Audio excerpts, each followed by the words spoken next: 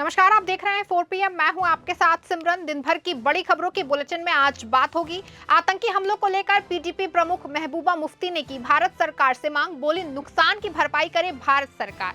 चुनावी जनसभा को संबोधित करते महाराष्ट्र पहुंचे केंद्रीय गृह मंत्री अमित शाह ने विपक्षी गठबंधन पर हमला बोला। उन्होंने कहा कि एनडीए केवल तुष्टीकरण करना चाहती है। वहीं भाजपा प्रवक्ता संबित पात्रा ने फिर से कांग्रेस की आलोचना की, बोले राहुल गांधी चुनाव आयोग को नहीं लेते गंभीरता से। उत्तराखंड के सीएम धामी की कैबिनेट बैठक के समापन के बाद सीएम धामी ने किया बड़ा ऐलान, बोले जल्द लागू होगा सशक्त भू कानून। बिहार उपचुनाव को लेकर के पक्ष विपक्ष के बड़े दावे। इस बीच तेजस्वी यादव का दावा, बोले बिहार उपचुनाव में होगी बड़ी जीत। इन सभी खबरों पे चर्चा करने से पहले एक नजर आज की प्रमुख सुर्खियों पर। बुलडोजर एक्शन पर सुप्रीम कोर्ट के फैसले का सपा कांग्रेस ने किया स्वागत। अजय राय बोले, उत्तर प्रदेश में जो योगी सरकार का जंगल राज चल रहा था उसे सुप्रीम कोर्ट ने कर दिया खत्म। महाराष्ट्र चुनाव से पहले पूर्व सीएम उद्धव ठाकरे का बड़ा बयान, बोले एमबीए के बागी देख रहे हैं महाराष्ट्र में बड़े ख्वाब। जम्मू कश्मीर में बढ़ते आतंकी हमलों को लेकर पीडीपी प्रमुख महबूबा मुफ्ती ने की भारत सरकार से मांग, बोली नुकसान की भरपाई करे भारत सरकार। उत्तराखंड के मुख्यमंत्री पुष्कर सिंह धामी का बड़ा बयान, सीएम धामी बोले जल्द लागू होगा सशक्त भू कानून, साथ ही ड्राफ्ट पर भी चर्चा। सुप्रीम कोर्ट के अजीत पवार गुट को नसीहत, न्यायमूर्ति सूर्यकांत की पीठ ने कहा शरद पवार और उनके भतीजे अजीत पवार सुप्रीम कोर्ट के चक्कर लगाने की जगह चुनाव पर दे ध्यान। जम्मू कश्मीर में लगातार हो रहे आतंकी हमलों को लेकर नेताओं की प्रतिक्रिया सामने आ रही है। वहीं इसी बीच पीडीपी प्रमुख महबूबा मुफ्ती ने अपनी प्रतिक्रिया व्यक्त करते हुए भारत सरकार से बड़ी मांग की है।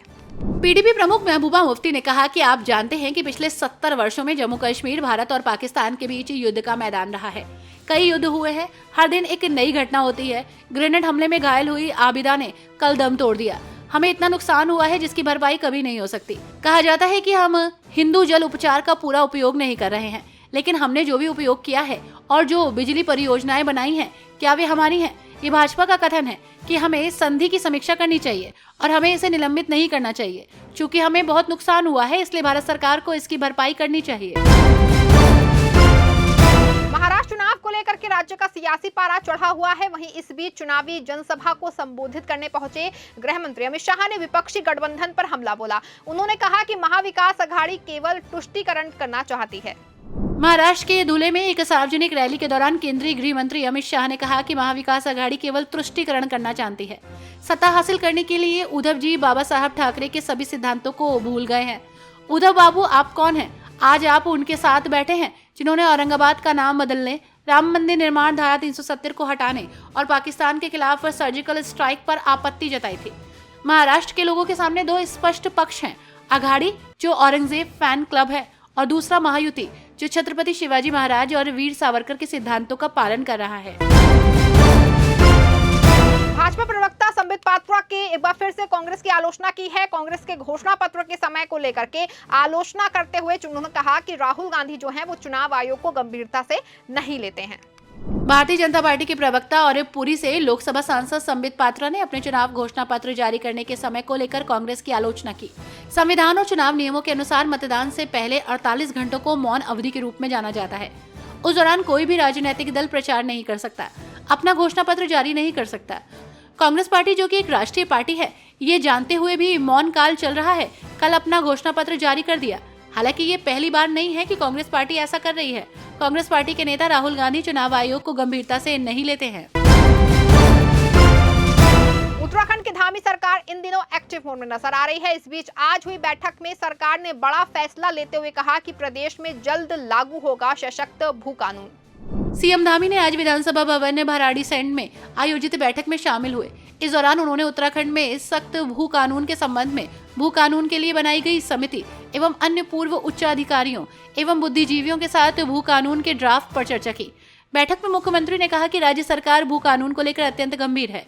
उन्होंने कहा कि प्रदेश में लागू होने वाले भू कानून को जन भावनाओं के अनुरूप बनाए जाने की दिशा में काम कर रही है। उन्होंने कहा कि इसे चर्चा के दौरान बहुत से अच्छे सुझाव आए हैं जिन्हें भू कानून में शामिल किया जाएगा। बिहार उपचुनाव को लेकर नेताओं की लगातार प्रतिक्रिया सामने आ रही है। एक बार फिर से जहां भाजपा ने चुनाव में खुद की बढ़त बताई है, तो वहीं दूसरी तरफ तेजस्वी यादव ने बड़ी जीत के दावे किए हैं। बिहार उपचुनाव को लेकर नेताओं की लगातार प्रतिक्रिया आ रही है। इसे लेकर जहां बीजेपी प्रवक्ता अजय आलोक ने कहा कि सभी चारों सीट उपचुनाव में एनडीए जीतेगा।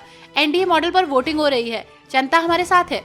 उन्होंने चारों सीट पर जीत का दावा किया। तो वहीं दूसरी तरफ नेता प्रतिपक्ष तेजस्वी यादव ने बिहार में हुए उपचुनाव को लेकर कहा कि मुझे लगता है कि ये चुनाव महागठबंधन के पक्ष में होगा। उन्होंने कहा कि हर कोई वर्तमान सरकार से परेशान है, अपराध और भ्रष्टाचार बढ़ रहा है, लोग बिजली बिल, भूमि सर्वेक्षण से परेशान है, यहाँ कोई सरकार नहीं है। यूपी में उपचुनाव को लेकर के तैयारियां जोरों पर है। वहीं इस बीच चुनाव को मद्देनजर रखते हुए अखिलेश यादव कल प्रयागराज के बमरौली एयरपोर्ट पर प्राइवेट प्लेन से उतरेंगे। फिर सपा उम्मीदवार मोहम्मद मुज्तबा सिद्दीकी के समर्थन में जनसभा को संबोधित करेंगे। समाजवादी पार्टी के मुखिया अखिलेश यादव प्रयागराज आएंगे। सुबह 11 बजे प्रयागराज में बमरौली एयरपोर्ट पर प्राइवेट प्लेन से उतरेंगे। वहां से हेलीकॉप्टर के जरिए फूलपुर के रुदापुर गांव पहुंचेंगे। अखिलेश यादव का प्रयागराज दौरा ऐसे वक्त में हो रहा है जब एक और फूलपुर में उपचुनाव है, तो वहीं सिविल लाइन स्थित यूपी लोकसभा आयोग के दफ्तर के बाहर छात्र आंदोलित है। जानकारी के मुताबिक अखिलेश फूलपुर सीट पर समाजवादी पार्टी के उम्मीदवार मोहम्मद मुज्तबा सिद्दीकी के समर्थन में जनसभा को संबोधित करेंगे। अखिलेश यादव जनसभा स्थल पर तकरीबन 1.5 घंटे रहेंगे। वहां से हेलीकॉप्टर के जरिए वापस एयरपोर्ट आएंगे। अखिलेश यादव लोक सेवा आयोग के खिलाफ चल रहे प्रतियोगी छात्रों के आंदोलन में शामिल होने के लिए भी जा सकते हैं। झारखंड चुनाव के बीच सीएम सोरेन ने भाजपा पर बड़ा आरोप लगाते हुए कहा कि भाजपा राज्य की छवि खराब करने के लिए झूठे प्रचार कर रही है। झारखंड के मुख्यमंत्री हेमंत सोरेन ने आरोप लगाया है कि भारतीय जनता पार्टी झूठे प्रचार के माध्यम से उनकी और राज्य की छवि खराब कर रही है। बीजेपी ने सोरेन के आरोपों पर पलटवार करते हुए कहा कि झामुमो नेता ने विधानसभा चुनाव में पहले ही हार मान ली है। मुख्यमंत्री हेमंत सोरेन ने आरोप लगाया कि बीजेपी राज्य में झारखंड मुक्ति मोर्चा नित गठबंधन सरकार के खिलाफ प्रचार करने के लिए विभिन्न सोशल मीडिया मंचों पर करोड़ों रुपए खर्च कर रही है और उसने 95,000 व्हाट्सएप ग्रुप बनाए हैं। हरियाणा चुनावी नतीजों के बाद से राज्य में सियासी बवाल मचा हुआ है। वहीं अब तक नेता प्रतिपक्ष का चुनाव नहीं किए जाने पर उठ रहे सवालों को लेकर के भूपेंद्र सिंह हुड्डा ने जवाब दिया। उन्होंने कहा कि किसी को कोई दिक्कत नहीं है, प्रस्ताव नेतृत्व को भेज दिया गया है। हरियाणा में अब तक नेता प्रतिपक्ष का चुनाव नहीं किया गया है, जिस पर विरोधी सवाल उठा रहे हैं। कांग्रेस में अंदरूनी कलह होने का दावा किया जा रहा है। इस पर भूपेंद्र सिंह हुड्डा का जवाब आया है। भूपेंद्र सिंह हुड्डा ने कहा कि किसी को कोई दिक्कत नहीं है, प्रस्ताव नेतृत्व को भेज दिया गया है। मैं भूपेंद्र सिंह हुड्डा ने कहा, मतभेद का सवाल कौन उठा रहा है, पार्टी ने प्रस्ताव भेज दिया है। हुड्डा ने कर्नाटक का उदाहरण देते हुए बीजेपी पर हमला बोला। उन्होंने कहा कि कर्नाटक में मई में सिद्धारमैया सीएम बने थे, नवंबर में नेता प्रतिपक्ष का चुनाव किया गया। इस बुलेटिन में फिलहाल बस इतना ही। आप देखते रहें 4 PM। धन्यवाद।